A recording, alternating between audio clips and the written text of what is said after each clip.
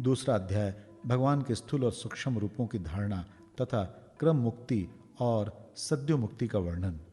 श्री सुखदेव जी कहते हैं, सृष्टि के प्रारंभ में ब्रह्मा जी ने इसी धारणा के द्वारा प्रसन्न हुए भगवान से वह सृष्टि विषयक स्मृति प्राप्त की थी जो पहले प्रलय काल में विलुप्त हो गई थी। इससे उनकी दृष्टि अमोघ और बुद्धि निश्चयात्मिका हो गई थी। तब उन्होंने इस जगत को वैसे ही रचा जैसा कि यह प्रलय के पहले था। वेदों के वर्णन शैली ही इस प्रकार की है कि लोगों को बुद्धि स्वर्ग आदि निरर्थक नामों के फेर में फंस जाती है। जीव वहाँ सुख की वासना से स्वप्न सा देखता हुआ भटकने लगता है, किंतु उन मायामय लोकों में कहीं भी उसे सच्चे सुख की प्राप्ति नहीं होती। इसीलिए विद्वान पुरुष को चाहिए कि वो विविध नाम वाले पदार्थों से उतना ही व्यवहार करे जितना प्रयोजनीय हो। अपनी बुद्धि को उनकी निस्सारता के निश्चय से परिपूर्ण रखे और एक क्षण के लिए भी असावधान ना हो। यदि संसार के पदार्थ प्रारब्धवश बिना परिश्रम के यूं ही मिल जाए, तब उनके उपार्जन का परिश्रम व्यर्थ समझकर उनके लिए कोई प्रयत्न ना करें। जब जमीन पर सोने से काम चल सकता है, तब पलंग के लिए प्रयत्न करने से क्या प्रयोजन। जब भुजाएं अपने को भगवान की कृपा से स्वयं ही मिली हुई है, तब तकियों की क्या आवश्यकता। जब अंजुलि से काम चल सकता है, तब बहुत से बर्तन क्यों बटोरें। वृक्ष की छाल पहनकर या वस्त्रहीन रहकर भी यदि जीवन धारण किया जा सकता है, तो वस्त्रों की क्या आवश्यकता। पहनने को क्या रास्तों में चिथड़े नहीं है। भूख लगने पर दूसरों के लिए ही शरीर धारण करने वाले वृक्ष क्या फल फूल की भिक्षा नहीं देते। जल चाहने वालों के लिए नदियाँ क्या बिल्कुल सूख गई हैं। रहने के लिए क्या पहाड़ों की गुफाएं बंद कर दी गई हैं। अरे भाई, सब न सही, क्या भगवान भी अपने शरणागतों की रक्षा नहीं करते। ऐसी स्थिति में बुद्धिमान लोग भी धन के नशे में चूर घमंडी धनियों की चापलूसी क्यों करते हैं। इस प्रकार विरक्त हो जाने पर अपने हृदय में नित्य विराजमान स्वतः सिद्ध आत्मस्वरूप परम प्रियतम परम सत्य जो अनंत भगवान है, बड़े प्रेम और आनंद से दृढ़ निश्चय करके उन्हीं का भजन करें, क्योंकि उनके भजन से जन्म मृत्यु के चक्कर में डालने वाला अज्ञान का नाश हो जाता है।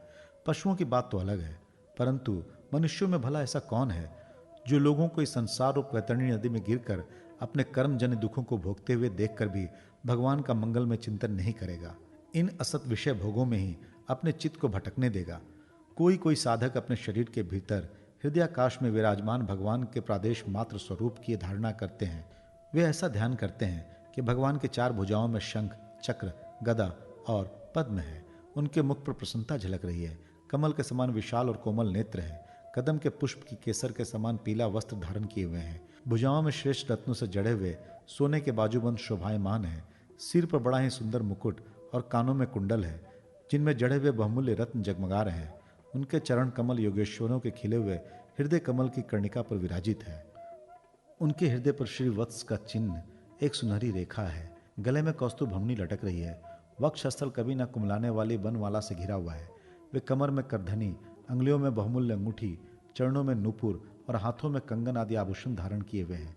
उनके बालों की लट बहुत चिकनी, निर्मल, घुंघराली और नीली है।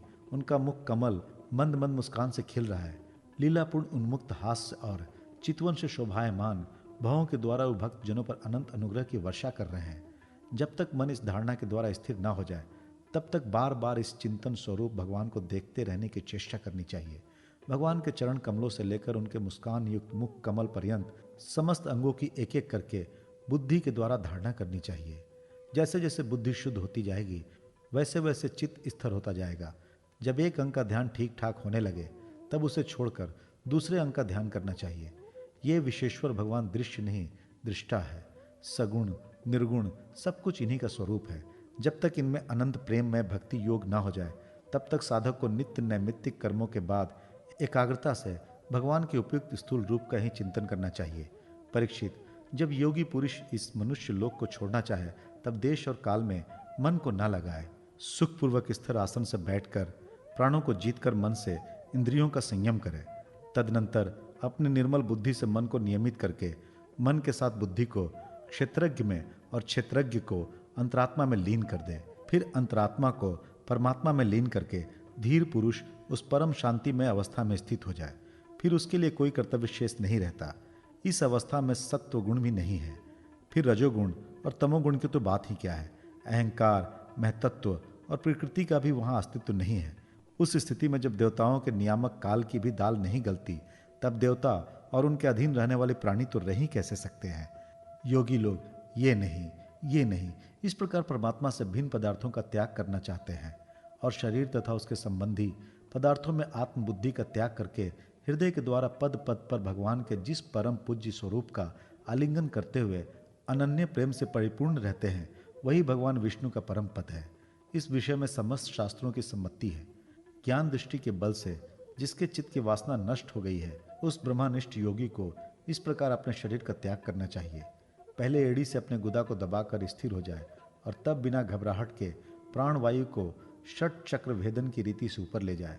मनस्वी योगी को चाहिए कि नाभि चक्र मणिपूरक में स्थित वायु को हृदय चक्र अनाहत में, वहां से उदान वायु के द्वारा वक्ष स्थल के ऊपर विशुद्ध चक्र में, फिर उस वायु को धीरे धीरे तालु मूल में विशुद्ध चक्र के अग्रभाग में चढ़ा दें। तदनंतर 2 आंख, 2 कान, 2 नासा छिद्र और मुख, इन 7 छिद्रों को रोककर उस तालु मूल्य में स्थित वायु को भवों के बीच आज्ञा चक्र में ले जाए। यदि किसी लोक में जाने की इच्छा ना हो तो आधी घड़ी तक उस वायु को वहीं रोककर स्थिर लक्ष्य के साथ उसे सहस्त्रार में ले जाकर परमात्मा में स्थित हो जाए। इसके बाद ब्रह्मरंध्र का भेदन करके शरीर इंद्रियादि को छोड़ दे। परीक्षित, यदि योगी की इच्छा हो कि मैं ब्रह्मलोक में जाऊं, 8 सिद्धियां प्राप्त करके आकाशचारी सिद्धों के साथ विहार करूं, अथवा त्रिगुण में ब्रह्मांड के किसी भी प्रदेश में विचरण करूं, तो उसे मन और इंद्रियों को साथ ही लेकर शरीर से निकलना चाहिए। योगियों का शरीर वायु की भांति सूक्ष्म होता है। उपासना, तपस्या, योग और ज्ञान का सेवन करने वाले योगियों को त्रिलोकी की बाहर और भीतर सर्वत्र स्वच्छंद रूप से विचरण करने का अधिकार होता है। केवल कर्मों के द्वारा इस प्रकार बेरोक टोक विचरना नहीं हो सकता। परीक्षित, योगी ज्योतिमय मार्ग सुषुम्ना के द्वारा जब ब्रह्मलोक के लिए प्रस्थान करता है, तब पहले वो आकाश मार्ग से अग्निलोक में जाता है। वहाँ उसके बचे खुचे मल भी जल जाते हैं। इसके बाद वो वहाँ से ऊपर भगवान श्री हरि के शिशुमार नामक ज्योतिर्मय चक्र पर पहुँचता है। भगवान विष्णु का यह शिशुमार चक्र विश्व ब्रह्मांड के भ्रमण का केंद्र है।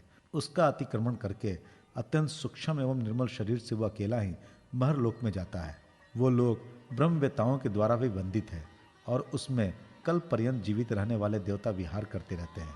फिर जब प्रलय का समय आता है, तब नीचे के लोगों को शेष के मुख से निकली हुई आग के द्वारा भस्म होते देखकर वो ब्रह्मलोक में चला जाता है। जिस ब्रह्मलोक में बड़े बड़े सिद्धेश्वर विमानों पर निवास करते हैं, उस ब्रह्मलोक की आयु ब्रह्मा की आयु के समान ही 2 प्रारब्ध की है। वहाँ न शोक है, न दुख, न बुढ़ापा है, न मृत्यु। फिर वहाँ किसी प्रकार का उद्वेग या भय तो हो ही कैसे सकता है। वहाँ यदि दुख है तो केवल एक बात का, वो यही कि इस परम पद को ना जानने वाले लोगों के जन्म मृत्यु में अत्यंत घोर संकटों को देखकर दयावश वहाँ के लोगों के मन में बड़ी व्यथा होती है। सत्य लोक में पहुँचने के पश्चात वो योगी निर्भय होकर अपने सूक्ष्म शरीर को पृथ्वी से मिला देता है और फिर उतावली ना करते हुए 7 आवरणों का भेदन करता है। पृथ्वी रूप से जल को और जल रूप से अग्नि में आवरणों को प्राप्त होकर वो ज्योति रूप से वायु रूप आवरण में आ जाता है और वहाँ से समय पर ब्रह्म की अनंतता का बोध कराने वाले आकाश रूप आवरण को प्राप्त करता है। इस प्रकार स्थूल आवरणों को पार करते समय उसकी इंद्रियां भी अपने सूक्ष्म अधिष्ठान में लीन हो जाती है। घ्राण इंद्रिय गंधतन मात्रा में, रसना रसतन मात्रा में, नेत्र रूपतन मात्रा में, त्वचा स्पर्शतन मात्रा में, श्रोत शब्दतन मात्रा में और कर्मेंद्रिया अपनी अपनी क्रिया शक्ति में मिलकर अपने अपने सूक्ष्म स्वरूप को प्राप्त हो जाती है। इस प्रकार योगी पंचभूतों के स्थूल सूक्ष्म आवरणों को पार करके अहंकार में प्रवेश करता है। वहाँ सूक्ष्म भूतों को तामस अहंकार में, इंद्रियों को राजस अहंकार में तथा मन और इंद्रियों के अधिष्ठाता देवताओं को सात्विक अहंकार में लीन कर देता है। इसके बाद अहंकार के सहित लय रूप गति के द्वारा महतत्व में प्रवेश करके अंत में समस्त गुणों के लय स्थान प्रकृति रूप आवरण में जा मिलता है। परीक्षित, महाप्रलय के समय प्रकृति रूप आवरण का भी लय हो जाने पर वो योगी स्वयं आनंद स्वरूप होकर अपने उस निरावरण रूप से आनंद स्वरूप शांत परमात्मा को प्राप्त हो जाता है, जिससे इस भगवानमयी गति की प्राप्ति हो जाती है। उससे फिर इस संसार में नहीं आना पड़ता। परीक्षित, तुमने जो पूछा था उसके उत्तर में मैंने वेदोक्त द्विविध सनातन मार्ग सद्यो मुक्ति और कर्म मुक्ति का तुमसे वर्णन किया। पहले ब्रह्मा जी ने भगवान वासुदेव की आराधना करके उनसे जब प्रश्न किया था, तब उन्होंने उत्तर में इन्हीं दोनों मार्गों की बात ब्रह्मा जी से कही थी। संसार चक्र में पड़े हुए मनुष्य के लिए जिस साधन के द्वारा उसे भगवान श्री कृष्ण के अनन्य प्रेममयी भक्ति प्राप्त हो जाए, उसके अतिरिक्त और कोई भी कल्याणकारी मार्ग नहीं है। भगवान ब्रह्मा ने एकाग्रचित से सारे वेदों का 3 बार अनुशीलन करके अपनी बुद्धि से यह निश्चय किया कि जिससे सर्वात्मा भगवान श्री कृष्ण के प्रति अनन्य प्रेम प्राप्त हो वही सर्वश्रेष्ठ धर्म है। समस्त चर अचर प्राणियों में उनके आत्मा रूप से भगवान श्री कृष्ण ही लक्षित होते हैं, क्योंकि ये बुद्धि आदि दृश्य पदार्थ उनका अनुमान कराने वाले लक्षण है। वह इन सब के साक्षी एकमात्र दृष्टा है। परीक्षित, इसलिए मनुष्यों को चाहिए कि सब समय और सभी स्थितियों में अपने संपूर्ण शक्ति से भगवान श्री हरि का श्रवण, कीर्तन और स्मरण करें। राजन, संत पुरुष आत्मा स्वरूप भगवान की कथा का मधुर अमृत बांटते ही रहते हैं। जो अपने कान के दोनों में भर भर कर उनका पान करते हैं, उनके हृदय से विषयों का विषैला प्रभाव जाता रहता है, वो शुद्ध हो जाता है और भगवान श्री कृष्ण के चरण कमलों की सनिधि प्राप्त कर लेते हैं।